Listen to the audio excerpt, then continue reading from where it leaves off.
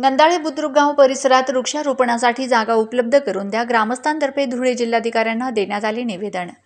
धुळे तालुक्यातील नंदाळे बुद्रुक गावातील सामाजिक कार्यकर्त्यांसह ग्रामस्थांतर्फे वृक्षारोपणासाठी जागा उपलब्ध करून देण्यात यावी, अशी मागणी धुळे जिल्हाधिकाऱ्यांकडे निवेदनाद्वारे करण्यात आली आहे।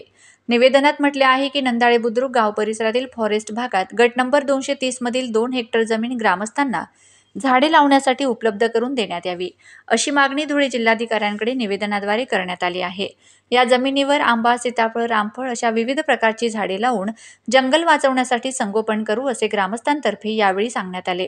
यावेळी अनिल वाघ, चंद्रभान झालटे, ईश्वर निकम, श्रावण झालटे, प्रकाश मोरे यांच्यासह अनेक पदाधिकारी, ग्रामस्थ मोठ्या संख्येने उपस्थित होते। या भाजप सरकाराविषयी माझ्याकडे पूर्ण विटनेस आहे। 2 कोटी वृक्ष, 33 कोटी वृक्ष आणि 13 कोटी वृक्ष ह्या भाजप सरकारने लावले होते।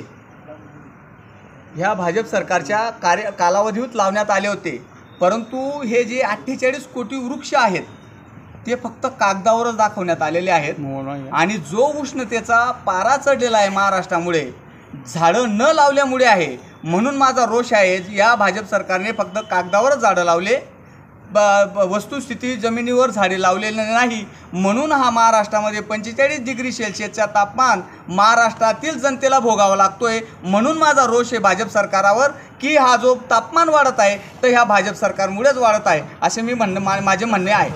म्हणून आम्ही या निवेदनाद्वारे असे सूचित करीत आहोत की राष्ट्रीय अनुसूचित जाती आयोग, राष्ट्र कार्यालय, महाराष्ट्र एवं गोवा, केंद्रीय सदन, ये विंग, पहिला मजला, आकुर्डी या ठिकाणी अनुसूचित जमिनी या SC ST लोकांना प्रदान करण्यात यावा आणि ह्या प्रवाहामध्ये कसे येतील या अनुषंगाने हे ऑफिस बऱ्याच वर्षापासून कालांतराने स्थापित झालेलं आहे। तरी बऱ्याचशा ठिकाणी आम्ही सडळ पुरावे दिले आहेत, बऱ्याचशा ठिकाणी जमिनी देखील अदा करण्यात आलेल्या आहेत।